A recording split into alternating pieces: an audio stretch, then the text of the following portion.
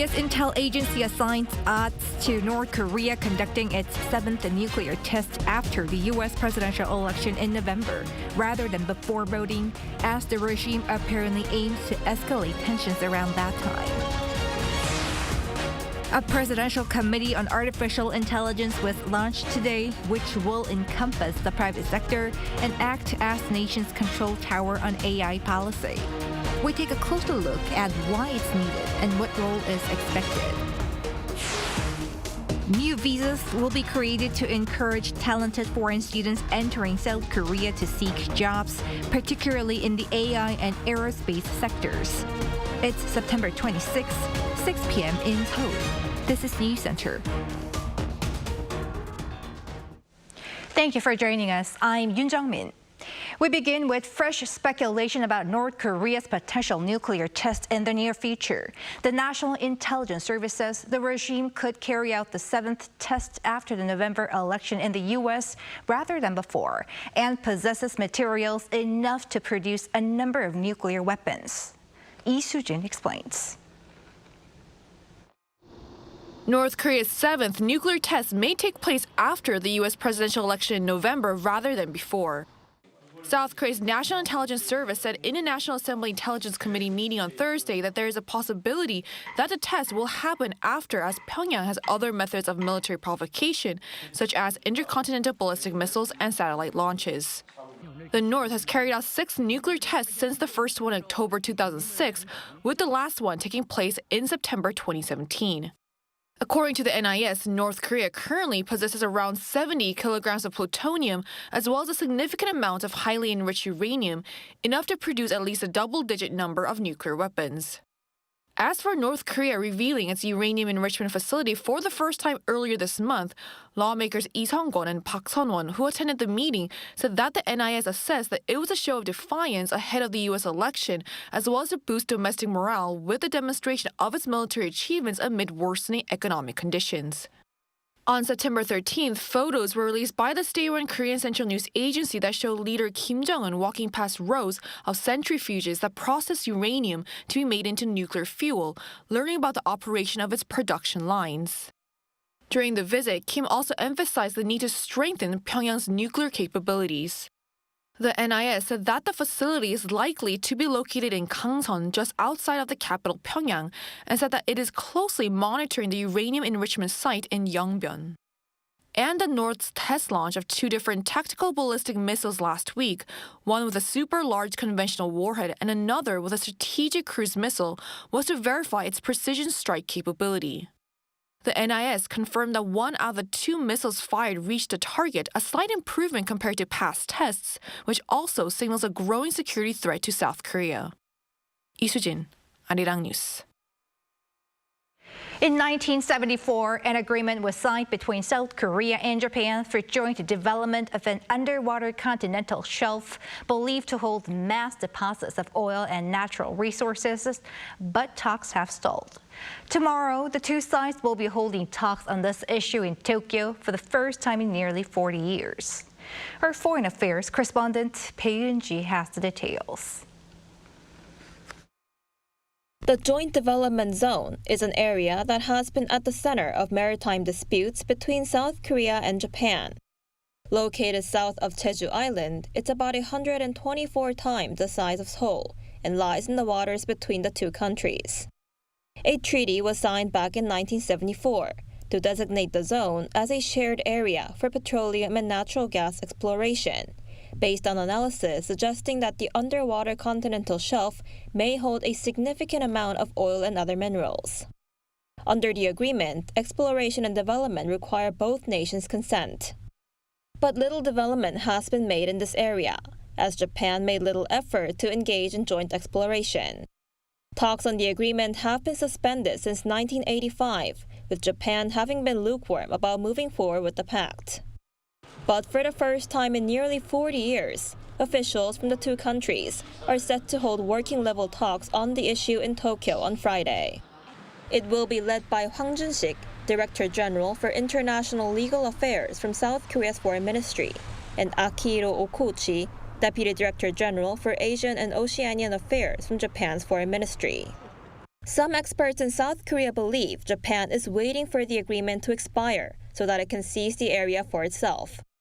This is because changes to the international law in the early 1980s favor a midline border between the two countries, likely benefiting Japan, as the JDZ lies more than 90% inside of Japan's exclusive economic zone, weakening South Korea's claims to the area. The JDZ agreement is set to expire in 2028, and either of the two countries can confirm their intention to terminate the pact, starting June next year. But Seoul's foreign ministry claims even after the expiration of the agreement, neither South Korea nor Japan will have the right to develop the region without joint consent, as the area will be left as an undelimited maritime area, and has been urging Japan to pursue joint exploration. 배은지, Arirang News. In other news, President Yoon Suk-yeol has launched an AI committee that includes government officials and industry experts to frame out the nation's AI policies and vision as the country injects billions in hopes of becoming a major AI powerhouse. Our presidential office correspondent Woo Soo-young has this report. South Korea will spend around $49 billion to develop artificial intelligence, aiming to become one of the top 3 nations leading in the technology by 2027. On Thursday, President Yoon Suk-yeol launched the new Committee on AI as the central body to establish policies to nurture the technology and set out a national vision. Speaking at the very venue where Go champion Lee Se-do and the AI AlphaGo played their historic match 8 years ago, Yoon said AI is now shaping a nation's capabilities and growth and has become the very essence of economic security. 이러한 변화를 앞에서 선도하느냐, 뒤에서 따라가느냐에 따라서 나라의 미래와 운명이 갈리게 될 것입니다. 저는 오늘 국민 여러분께 대한민국이 AI 분야에서 세계 3대 강국으로 도약한다는 이런 원대한 비전과 함께 이를 이루어 나가기 위한 국가 총력전을 선포합니다.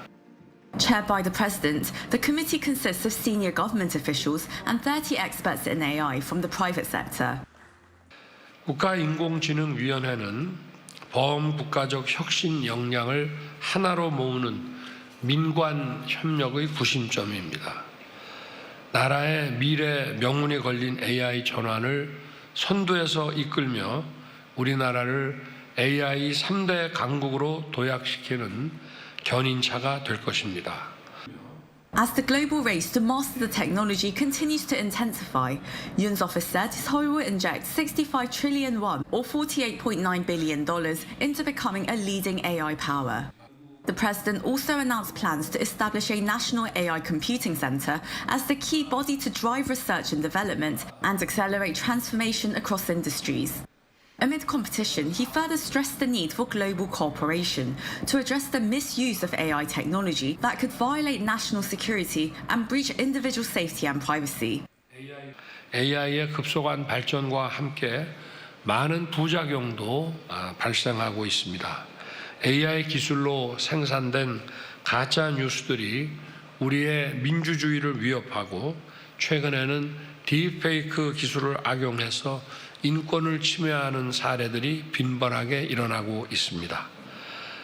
디지털 격차가 확대되면서 공정하고 균형 있는 정보 접근이 중요해졌습니다. 우리 정부는 이러한 문제들을 국제사회와 연대해서 풀어나가기 위해 글로벌 리더십을 발휘하고 있습니다. Since taking office in 2022, President Yoon declared a new digital order for global citizens and elaborated on his vision through speeches at the World Economic Forum, Harvard University, Sorbonne University in Paris, and the UN General Assembly last year. His secretary for AI and digital told Arirang News, Seoul has emphasized 3 critical principles: safety, innovation, and inclusivity. Our government is dedicated to playing a leading role on the global stage, sharing the benefits of AI advancements while ensuring that these technologies are developed with humanistic values and inclusiveness at their core. To create a national framework, the presidential office says the government will aim to pass a basic law on AI this year and establish an AI safety institute. Looking 30 years ahead, the president pledged efforts to design and achieve an AI-driven future by strengthening innovation policies and by removing regulatory barriers in order to maximize the benefits brought by the technology. Oh Soo-young, Arirang News. At the National Assembly, lawmakers will soon vote on dozens of bills that often deeply affect people's lives. Key items on the agenda are measures to prevent further deepfake sex crimes and to help working parents take care of their children. For more, we have our political correspondent Lee Si-hoo standing by at the Assembly. Si-hoo, what is the latest? Right, Jung-min, lawmakers will soon hammer out new pieces of legislation that will hopefully put a stop to the deepfake sex crimes crisis that's been tearing across the country in recent months. Tonight, the proposed pieces of legislation outline the criminal penalty for the perpetrators of such crimes who knowingly possess and consume products of this sexual violence that use victims' pictures to create fake, explicit images and videos. The proposals tonight lay out a prison sentence of up to 3 years and around a 30 million Korean won in fine, around $23,000. Furthermore, lawmakers are seeking to impose additional penalties on those who threaten victims who are minors using deepfake-generated content. These will likely pass with bipartisan approval as the rival blocs agree on the need for better prevention measures against the crimes and have worked together during the review process at smaller meetings over the past few weeks. And another anticipated bill that extends the period of child care leave is also on the way. That is correct. Changes to the Equal Employment Opportunities and Work-Families Balance Act will also be reviewed in the coming hours. These aim to extend the period of child care leave from the current 2 years for both parents combined to 3, and post-birth paternity leave from the current 10 days to 20. The bipartisan consensus is already in on this as South Korea prioritizes overcoming its low birth rate issue. Now, the meeting tonight is continuing later than usual with the rival parties clashing over several opposition-led bills that have been tabled for a revote, leading to a meeting to stop for a while. But we should be able to see the voting result coming out soon, which I will update you on in a later newscast. Jung-min. That was our Lee Si-hoo reporting live from the National Assembly. Thank you. New visa plans have been announced to attract more overseas talent in cutting-edge technologies industries such as AI and aerospace sectors as part of the Korean government's new immigration policy. Shin Ha-young explains in detail. Amid the country's low birth rate and aging population, the government is rolling up its sleeves to get ready for a future where the foreign resident population is expected to reach 3 million. The Ministry of Justice announced a new plan on Thursday to attract overseas talent in advanced industries, which includes introducing a so-called top-tier visa. A top-tier visa will be created to attract top-skilled personnel in advanced fields such as the AI, quantum computing, and aerospace sectors. It will make it more convenient for these individuals and their families both in the immigration process and throughout their stay, boosting the country's ability to attract talent and encouraging them to settle here. Support for international students in finding jobs and settling in South Korea will also be strengthened. The ministry plans to extend the period for job seeking and internships after graduation, as well as expand job opportunities to include non-professional fields. The government also decided to introduce a so-called Ustream in Korea visa for young people from countries that supported South Korea during the Korean War, as well as key economic partners, offering them job opportunities. The plan also includes improving the visa system and implementing tailored immigration policies to support regions in South Korea that are facing significant population decline. According to the ministry, there are currently 2.61 million foreign residents in South Korea, which is about 5% of the population. The government expects the new plan to bring in over 100,000 additional skilled workers in key industries within 5 years. Shin Ha-young, Arirang News. South Korea is forecast to suffer yet another massive tax revenue shortfall this year, amounting to almost 30 trillion Korean won, or more than $22 billion. According to the Finance Ministry, the government is projected to collect around 337 trillion Korean won in taxes this year, falling short of this year's planned budgetary spending by 29.6 trillion won. This marks the second consecutive year of a massive tax revenue, a shortfall following last year's record high 56.4 trillion won. The ministry cited reduced corporate tax due to last year's weak global trade and sluggish semiconductor industry as reasons behind the shortfall. In response, the government plans to utilize surplus or unused funds from public reserves.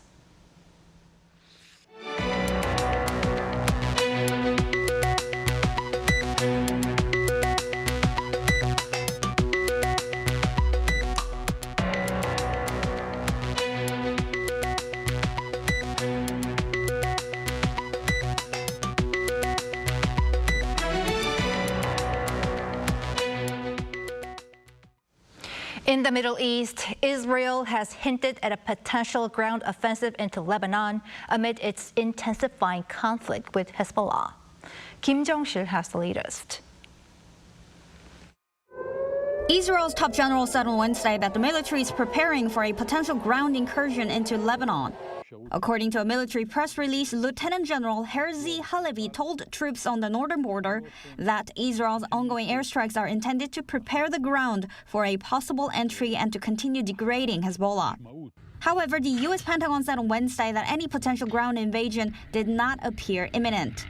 Israeli airstrikes have already led to over 600 deaths in Lebanon this week, with Lebanese health officials reporting that casualties include women and children. Hezbollah, meanwhile, has intensified its attacks, including firing a ballistic missile at Tel Aviv on Wednesday. The militant group said it was targeting the headquarters of Israel's intelligence service, Mossad.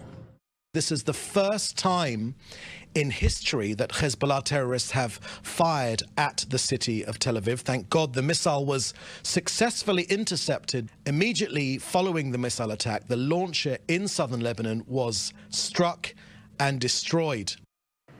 The Israeli military's extensive air raids on Wednesday targeted more than 280 Hezbollah targets across Lebanon. Israeli Prime Minister Benjamin Netanyahu said Israel will not rest until residents return home, referring to people who fled from northern Israel due to Hezbollah attacks. According to the Lebanese Health Ministry, Wednesday's Israeli airstrikes have killed at least 81 people and injured over 400 others. UN Secretary General Antonio Guterres urged for the fighting to stop. Hell is breaking loose in Lebanon. As I told the General Assembly yesterday, we should all be alarmed by the escalation. Lebanon is at the brink. The UN chief added that the world cannot afford Lebanon to become another Gaza and that an all-out war must be avoided at all costs. Kim Jong-sil, Arirang News. Japan began releasing wastewater from the destroyed Fukushima nuclear power plant into the ocean from Thursday, its 9th overall release so far. About 7,800 tons will be released, similar to previous amounts until October 13th. Tokyo Electric Power Company has discharged over 62,000 tons of the water off the coast of Fukushima Prefecture on 8 occasions beginning August last year.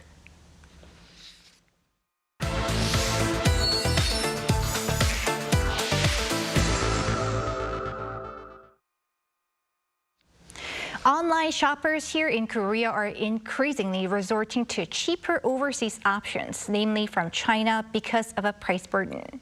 But the issue of product safety has recently emerged, prompting response measures from the authorities.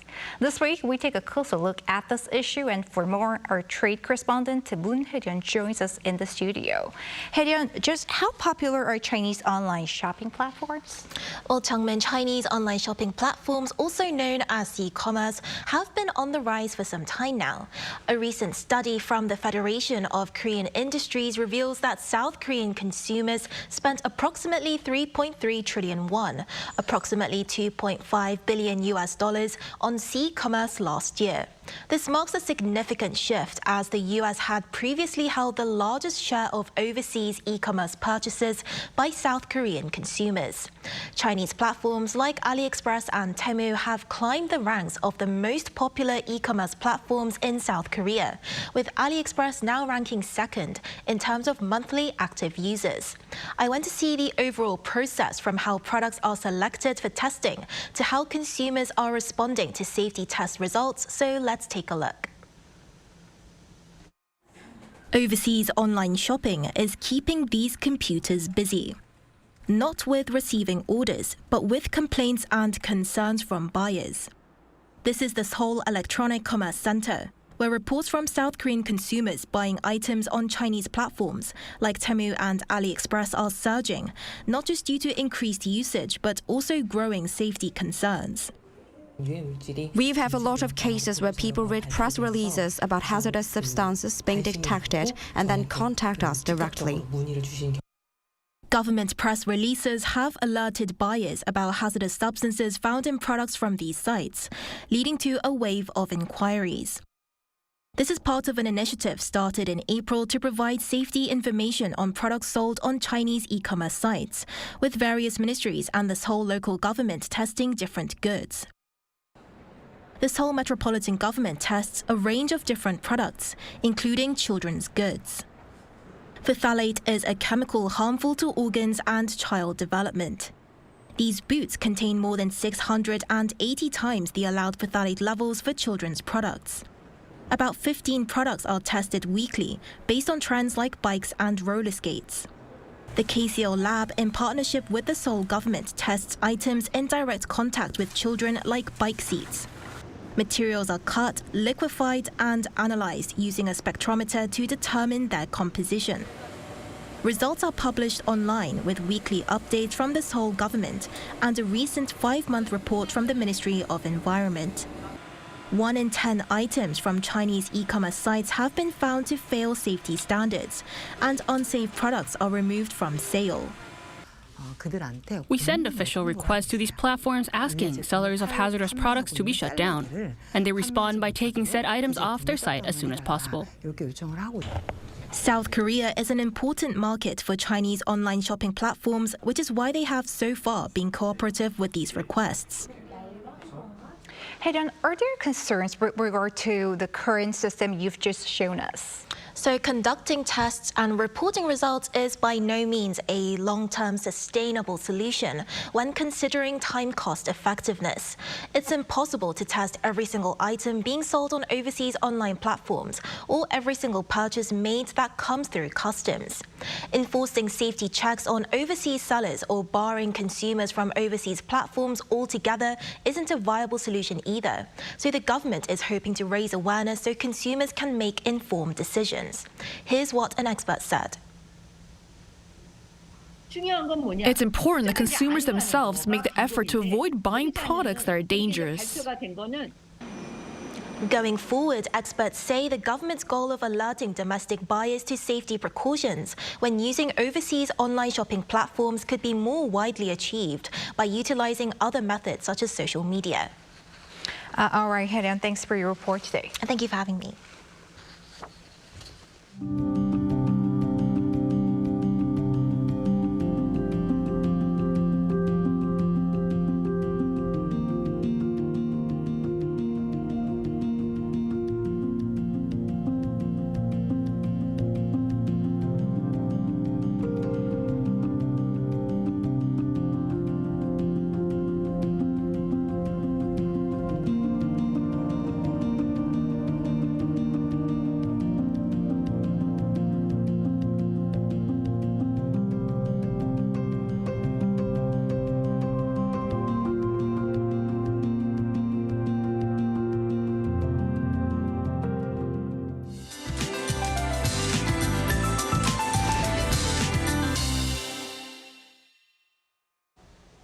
The sun shined through the clouds today and the late heat continued. It is hotter than usual, but the humidity is low, so it didn't feel too hot.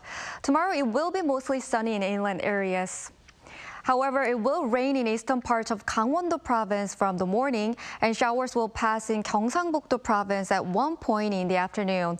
On Saturday, the rain will expand to the east coast. Between tomorrow and Saturday, eastern parts of Gangwon-do province will receive more than 100 millimeters of autumn rainfall.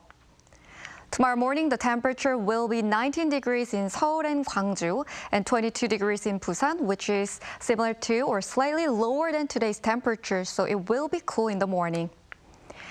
Highs will move up to 27 in Seoul, Chuncheon, Daejeon, Gwangju, and Jeju. The late heat is expected to break next Tuesday with rain accompanied by cold air in the center and northern parts of Jeju Island. That's all for Korea. Here are the weather conditions around the world.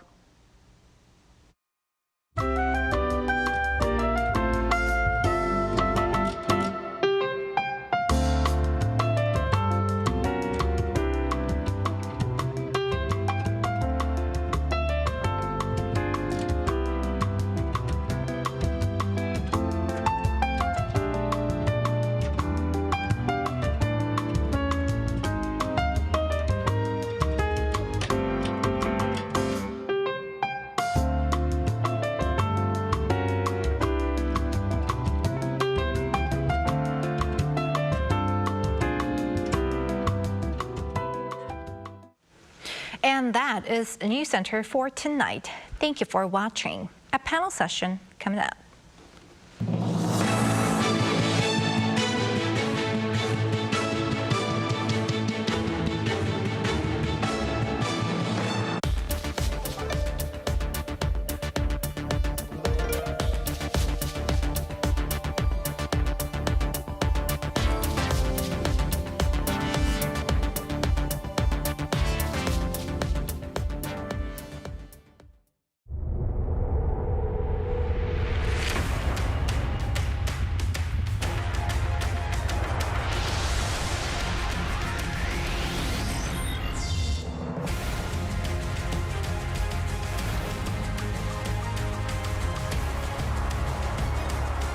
Future of high-tech manufacturing industry. This is GFE's Hadong District.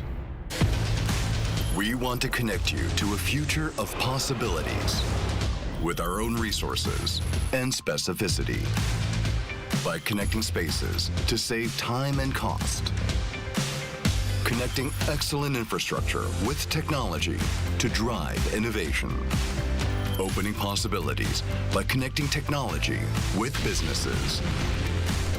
We will expand our horizons by connecting with the world. There is land that leads to a sustainable future. Daeseong Industrial Complex, a cutting-edge material parts complex, is the best strategic industrial complex in the southern coast region of Korea. Karsaman Shipbuilding Industrial Complex, a shipbuilding and marine industrial plant cluster. It is a global logistics and industrial hub with convenient transportation and high-level accessibility, making it optimal for business investment. Starting from possibilities to becoming a global business hub, from an innovative industrial city to the center of high-tech future industries. It's the beginning for the future. Linking together, making tomorrow. GFE's Hadong District.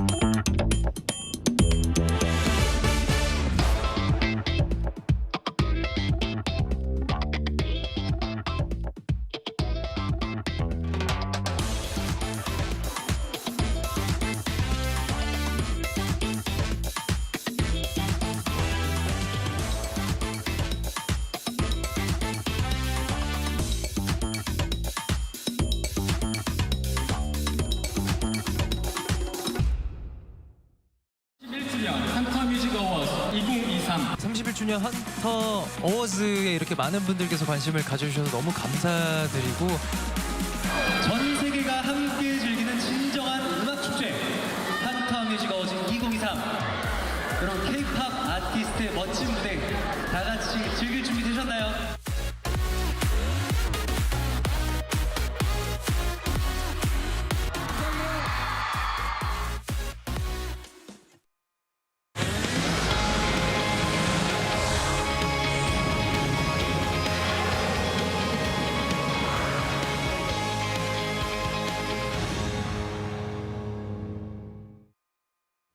Thanks for tuning in. I'm Han-Dan in Seoul. The U.S. Federal Reserve made a long-anticipated policy pivot last week, cutting benchmark interest rates by 50 basis points, the first rate cut in 4.5 years. Meanwhile, the Korea Exchange introduced the Value Up Index, selecting 100 top-performing firms in a bid to address the so-called Korea discount in local stock markets. In today's episode of Within the Frame, we look into the latest economic headlines and explore their implications. For an expert analysis, we connect with Kim Se-wan, professor of economics at Ewha Women's University. Welcome to the program. Thank you for having me today. And also joining us tonight is Kim Hwa-gyun, professor of banking and finance at Texas A&M University's Mays Business School. It's always great to have you with us. Always a pleasure as well. All right, Professor Hwa-gyun, I want to start with you. Let's take a look at market reactions first. Wall Street soared to record highs in a global market rally after the Fed's interest rate cut last week. How are things looking now, and what does the big cut mean for global markets? As you said, the market reaction to the Fed interest cut has been overall positive. Stock indices actually reaching record high. And it's not just confined to the U.S., but also the global markets have also responded favorably. And this decision by the Fed can be viewed as more of a proactive measure to support growth and mitigate the possibility for potential downturn. And U.S. economy has not been really that slowing down much, but there were some signs, and I think the big cut was justified in that regard. And also other central banks, including the Chinese one, I think responded similarly, so a very expansive and easing monetary policy.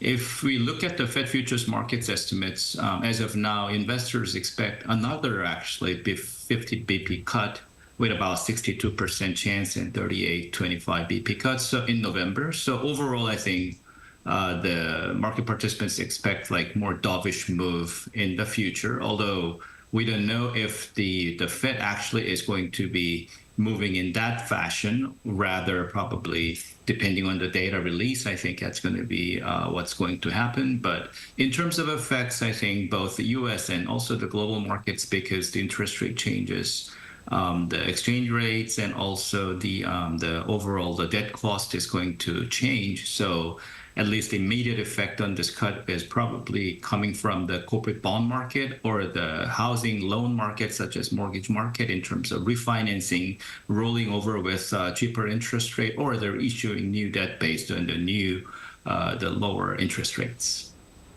So the U.S. Fed delivered the rate cut for the first time in 4.5 years in a proactive measure to spur growth. But whether it'll deliver another big cut remains to be seen, and we'll talk more about that as we move on. But before that, Professor Se-wan, local markets are hoping that the Bank of Korea will follow suit with a rate cut at next month's policy meeting.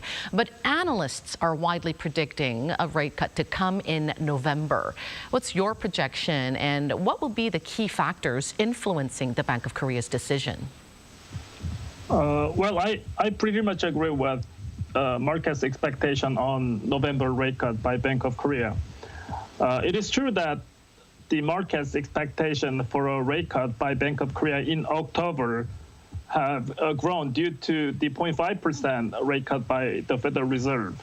However, it looks to me that until the October's meeting, Bank of Korea's Monetary Policy Committee will not have enough time to fully assess the financial stability that Bank of Korea has been emphasizing. Actually, Bank of Korea is under a very difficult situation between curbing households' loans and recovering economy. And because of this, there has been a certain level of tension between government and central bank or Bank of Korea. Governor Ri of Bank of Korea talked much about this difficult position of Bank of Korea many times before.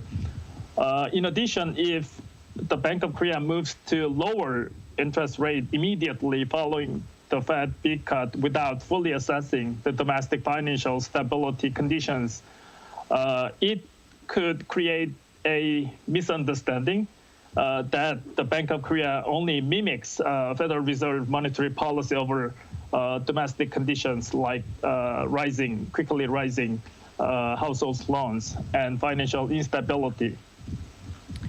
So South Korea's inflation seems to have stabilized, but rising household debt and subsequent real estate price hikes, as you pointed out, remain significant risks. And delivering a rate cut next month may be too soon, too early for the central bank to fully assess the current economic situation.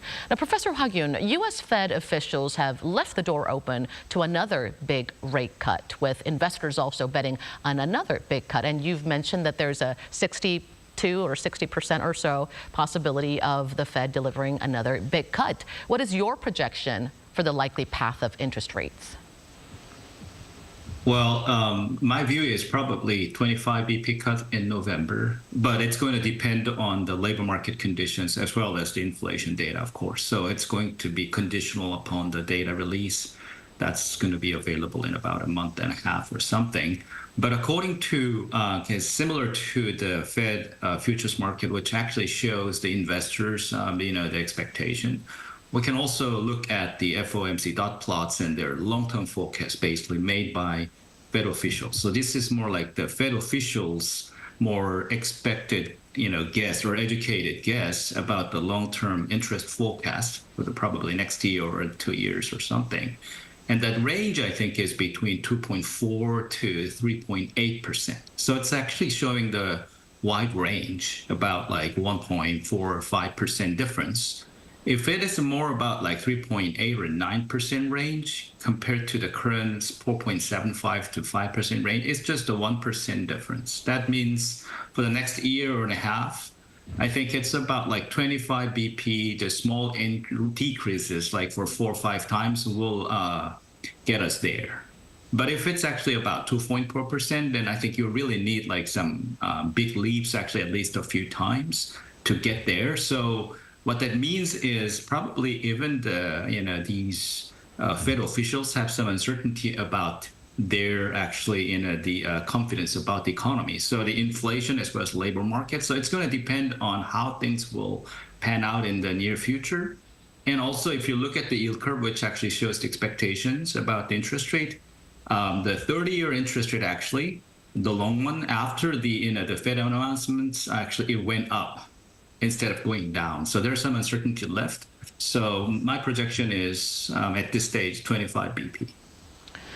Whether the Fed will deliver another big cut of 50 basis points, I think the debate rages on about that. Some economists are saying another big cut may throw the country into another huge risk of recession. So we'll see how things pan out. Professor Seo-an, what does the big U.S. rate cut mean for the South Korean economy? Is it a good thing or a bad thing for Korea's exports and trade? In terms of Korean economy's export and imports, simple economic theory says 2 times the Fed's big cuts or 1% rate cut in total gives stronger Korean won, and that will restrict Korean export increase. But according to a recent careful study by KOTRA, which is Association of Exporting Private Corporations, a 1% interest rate cut in the United States in terms of the Federal Reserve base rate would lead to a 0.6% increase in Korean global exports by adjusting global import demands, international oil prices, and the real effective exchange rate of Korean won. I think it is a well-founded argument because as economic conditions in emerging markets improving following U.S. rate cuts, Korea's export to emerging markets like to China and Vietnam will recover at a faster rate. Also, the 2 times of big cuts in the United States would shift policy focus toward economic recovery from restricting household loans in Korea. And there will be another big pressure to Bank of Korea to cut its rate. So the U.S. rate cut is expected to have a positive impact on Korean economy, especially on exports. And as you've pointed out, think tanks are analyzing that a 1 percentage point cut in the U.S. policy rate would lead to 0.6 increase in South Korea's global exports. Professor Ha-gyun, the rate cut came with just about 7 weeks remaining until the U.S. presidential election. The U.S. Central Bank is an independent body, but how do you assess the potential political impact of the rate cut? So it is true that the timing of the rate cut rather close, I think, to the U.S. Presidential election, and this probably raised questions about its potential political impact, despite their independence of the Fed's movement. I doubt, or I don't think that the Fed moved with an actual view to affecting an election, but it may be possible that this can affect the sentiment, especially if the rate cut stimulate the stock market over a longer period, which actually is now happening, and economic activities and also the leading to improved economic indicators, then clearly it's going to work a bit more favorably toward the incumbent, actually, the regime. However, I think if we look at the context of this, especially if this big cut was made because of the concerned outlook about the future, then, and if actually the market conditions not going to get better, then I think it may be also beneficial to the opposition parties. So I think overall effect is rather uncertain at this stage. So, I mean, it's always an interesting story to talk about. And there are some previous data about which one was more favorable if this cut actually happened. But I don't think this is going to have like really big impact. I think they should be limited. Shifting gears to local stock markets, Professor Seo-an, the Korea Exchange launched a new corporate value up index on Tuesday, selecting 100 local firms as best practice companies. Tell us more about the value up program and the companies that made it to the list. The value up program is an effort of Korean government to boost up domestic equity market. For example, there are lots of great companies in Korea, but their stock prices do not fully reflect these companies' real value due to many structural problems in Korean market. For example, many investors say that if we move the headquarters of Samsung Electronics to United States territory, the stock price will be doubled and tripled. However, it should be noted that the value up program launched by Korean government only this year does not yet have significant impact on domestic market. One of the main reasons for this ineffectiveness is that the value up program encourages voluntary participation from businesses without mandatory enforcement by government. And recently, the Korean Exchange announced that the components and selection criteria for the value up index, which was developed to support companies' voluntary efforts to enhance corporate value. The criteria for value up index includes market representativeness, profitability, shareholder returns, market evaluation, and capital efficiencies. Professor Ha-gyun, the Value Up program aims to tackle Korea discount and improve shareholder returns, but the Wall Street Journal issued an article titled "South Korea Can Go Only So Far, Copying Japan's Market Reforms." What are the limits pointed out by the Wall Street Journal? So it's probably the typical, the stories when we talk about Korean market or the Korean stock market discount. So The first one, I think, when I read the article, was basically about the governance structure. So as we know, most of the big companies in South Korea, we call like chaebol, right? They're like family-controlled conglomerates. So they have like, very complex ownership structure and all this, issues that we have had, both politically and economically. And because of this, and also together with the very high, the tax rates, death tax rates, the inheritance tax rates, they just probably don't want the stock prices to hover up, because by the time that they have to, pass their business on to their offsprings, clearly it's going to be an issue, actually, if, it's just too high. And for similar reasons, I think the dividends and payouts have been not very, just high, despite like their high profitability in the past. And that's probably one of the big reasons that they talk about. The Wall Street Journal actually was just criticizing.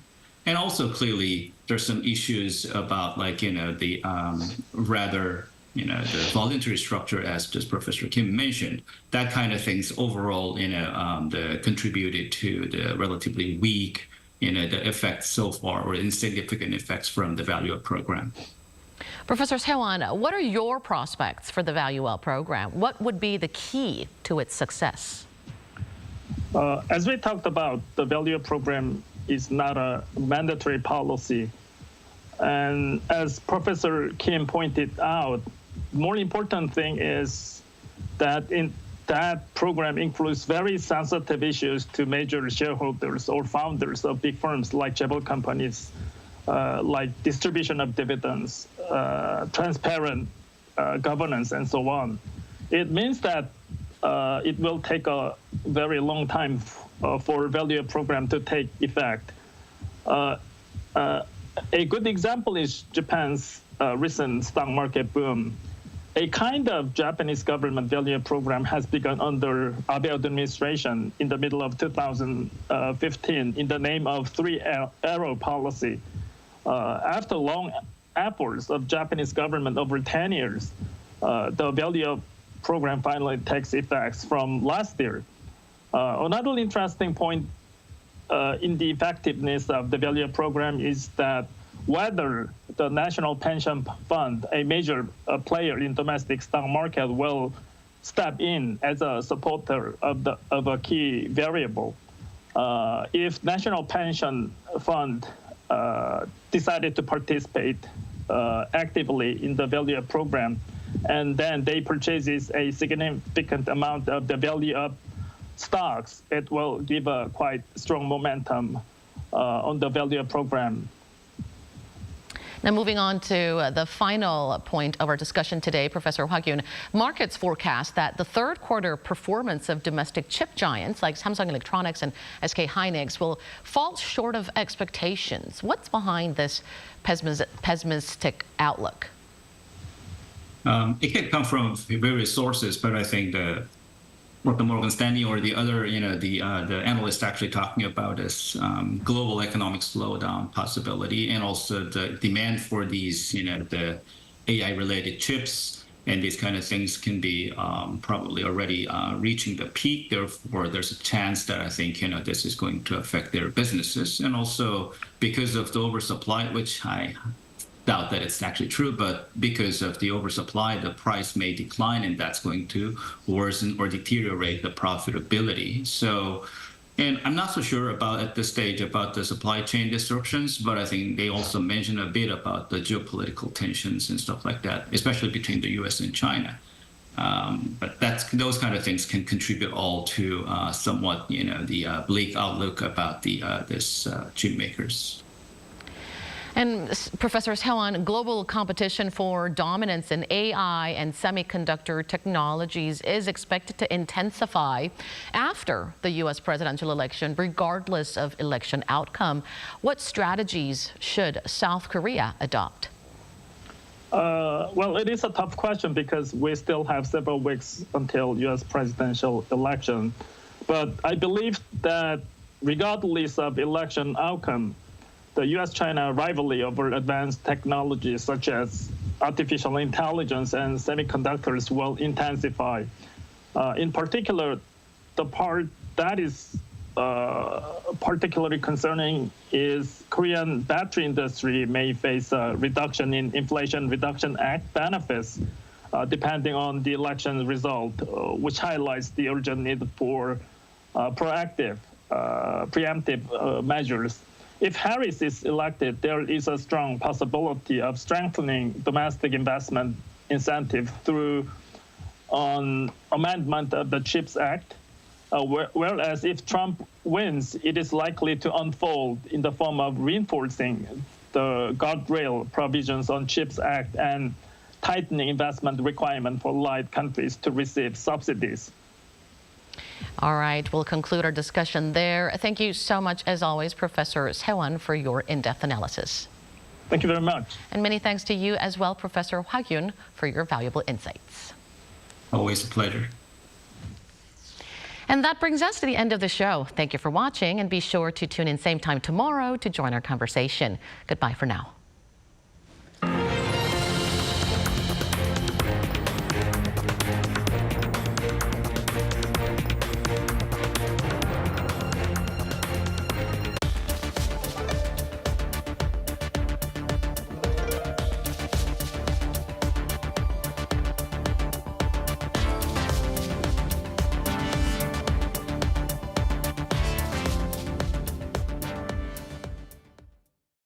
자연이 빚어낸 선물, 풍기인삼.